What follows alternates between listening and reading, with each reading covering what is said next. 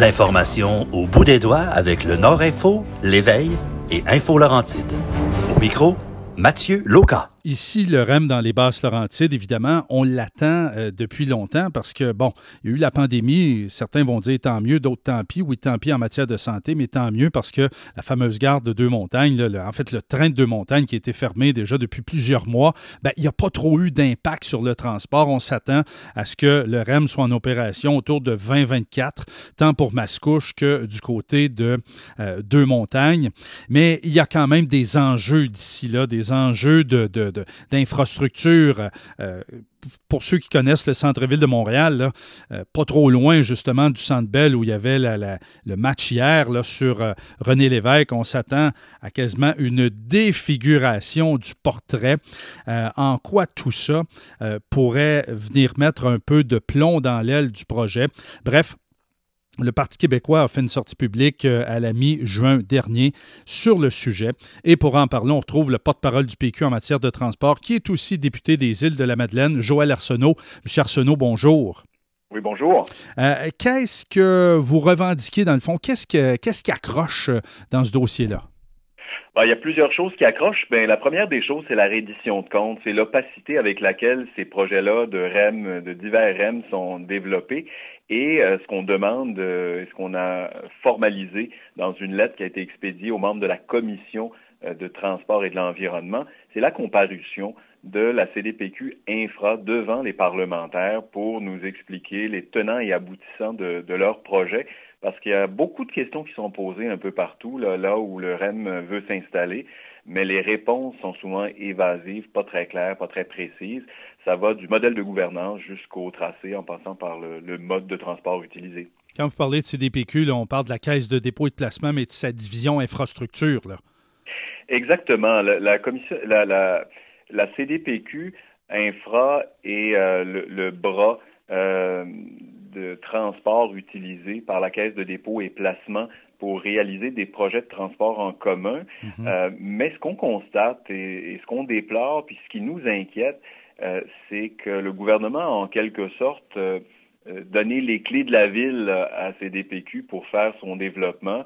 Il a abdiqué en quelque sorte ses responsabilités en disant faites ce que vous avez à faire. On lui garantit un rendement. On a répondu à toutes les conditions, y compris celle de faire des achats là, un peu partout dans le monde pour des wagons ou pour la construction de stations, sans nécessairement que le gouvernement ait à se défendre des choix qui ne sont pas nécessairement favorables à notre économie ou au service à la clientèle. Mais compte tenu que la Caisse de dépôt et de placement, là, c'est une bébelle qui nous appartient, c'est pas un modèle d'affaires qui est quand même enviable pour nous parce que je ne parlerai pas de profit, là, mais les bénéfices de ça reviennent en quelque sorte dans le bas de laine des Québécois. En fait, ça, c'est matière à discussion parce que est-ce qu'on veut avoir un modèle de transport qui dévisage ou défigure, par exemple, des quartiers de Montréal pour avoir des meilleurs fonds de retraite? Est-ce qu'on veut avoir une qualité de vie qui est amoindrie? Est-ce qu'on veut avoir des systèmes de transport qui se développent de façon à rentabiliser le bas de laine des Québécois, mais ne pas répondre nécessairement de façon directe ou de façon adéquate ou de façon complète aux besoins en matière de mobilité de la population? C'est une grande question, mais moi, je pencherais plutôt pour la deuxième option. Et il faut qu'on garde un certain nombre de balises pour s'assurer que si la Caisse de dépôt et placement, dans un modèle qui se rapproche quand même de la privatisation du développement des transports, puisse aussi être rentable sur le plan social et sur le plan de la mobilité. Puis il ne faut pas oublier que le contrat avec la Caisse de dépôt et placement Infra, c'est sur 99 ans renouvelable, donc jusqu'à 200 ans ou 198 ans, mais qu'au bout de 5 ans, la Caisse peut vendre ce qui lui appartient à toute entreprise, y compris des entreprises internationales. Quel est le contrôle qu'on pourra garder comme citoyen ou comme gouvernement sur ce qu'un éventuel acquéreur décidera de faire, en ayant en plus des zones qui lui sont protégées où personne d'autre peut développer d'autres moyens de transport parce qu'il a le marché au grand complet sur les tracés qui lui ont été octroyés. Vous souhaitez avoir donc les dirigeants de la caisse, de la division infra de la Caisse de dépôt et de placement en commission. Ça serait quoi vos premières questions? Ben, je pense que les premières questions doivent porter là, sur la privatisation. Donc, sur le modèle qui fait en sorte qu'on a un contrat de 99 ans renouvelable, mais sur la capacité de la CDPQ de vendre au bout de 5 ans les réseaux qui auront été mis en place. Il faut savoir à partir de quel s'il y a des conditions, si on peut faire de façon inconditionnelle, si effectivement tout ce qu'on développe via la caisse pourrait être transféré au privé. Donc, une façon, je dirais, détournée d'avoir privatisé non seulement les infrastructures, mais aussi la planification du transport, parce que ça, c'est la deuxième question, la question de la gouvernance en matière de transport et de mobilité.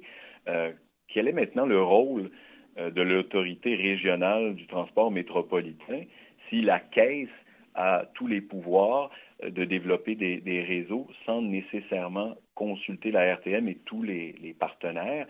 Et on pense que la RTM est tenue au courant, mais encore là, jusqu'à quel point? Mm-hmm. Est-ce qu'on a un mot à dire sur ce que développe le CDPQ?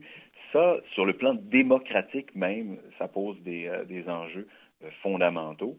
Et puis, il y a toute la question financière, évidemment, là, sur laquelle on pourrait se pencher longuement, là, sur la redevance qui lui est versée, qui est 4 fois supplémentaire à ce qu'on a à Vancouver pour le SkyTrain, qui est aussi là, exploité par CDPQ Infra. Mm-hmm. Et le taux de rendement de 8% qui est réclamé, on voudrait avoir des détails là-dessus. Puis on n'a même pas encore abordé les tracés, puis le mode de transport choisi, aérien ou souterrain, puis pourquoi c'est si important qu'on ait un transport automatisé, et ainsi de suite.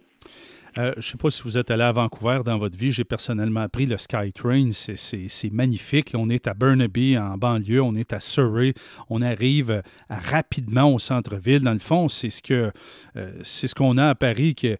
Il y a le métro à Paris, mais il y a aussi le RER, qui est une sorte de train qui nous amène beaucoup plus rapidement au centre-ville. Je pense qu'une région comme Montréal était due pour ce genre de transport-là. Quelle aurait été la solution idéale? Comment gérer ce projet-là pour pas que ça prenne 20 ans comme le CHUM ou que ça prenne des allures presque burlesques comme la construction du stade olympique? Quel aurait été votre plan de match selon vous? Ben, écoutez, oui, je suis déjà allé à Vancouver et on peut apprécier effectivement la rapidité de transport, notamment entre l'aéroport puis le centre-ville. Mais il faut que ce soit fait dans un mode de planification où les experts, par exemple en intégration urbaine, puis les architectes peuvent être mis à contribution pour atténuer les impacts de la mise en place, par exemple, de ces pylônes-là, ce qui, à l'évidence, n'a pas été fait là, sur le REM de l'Ouest et qui n'aurait peut-être pas été considéré s'il n'était du tollé qu'on a vu ces derniers mois où les firmes d'architectes elles-mêmes se désistent du projet en disant « je ne mettrai pas ma signature sur un projet comme celui-là ».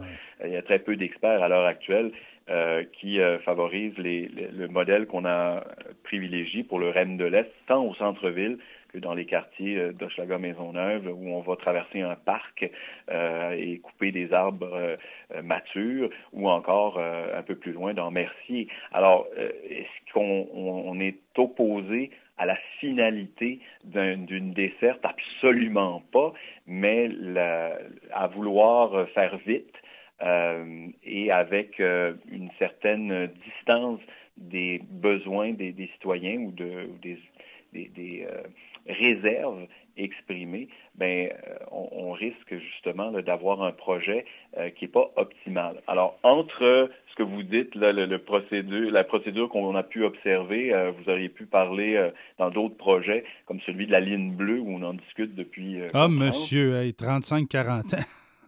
C'est ça.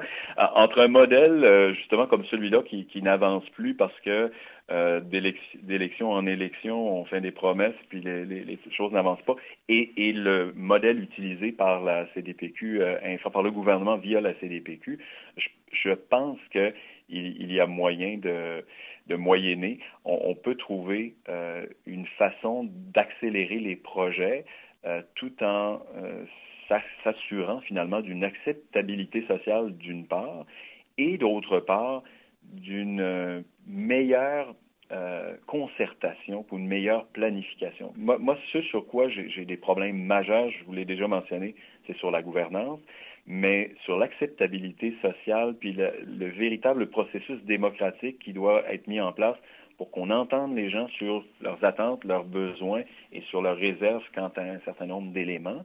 Ça me semble incontournable. Puis là, on dit on va le faire, mais on va le faire dans le cadre des études du BAP.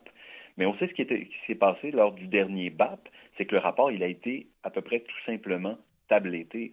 Alors, évidemment, les gens voient ça venir en disant, encore une fois, on va faire une espèce de mascarade de consultation, mais à la fin, on sent que les dés sont pipés. Puis, parallèlement à ça, il y a le dossier planification.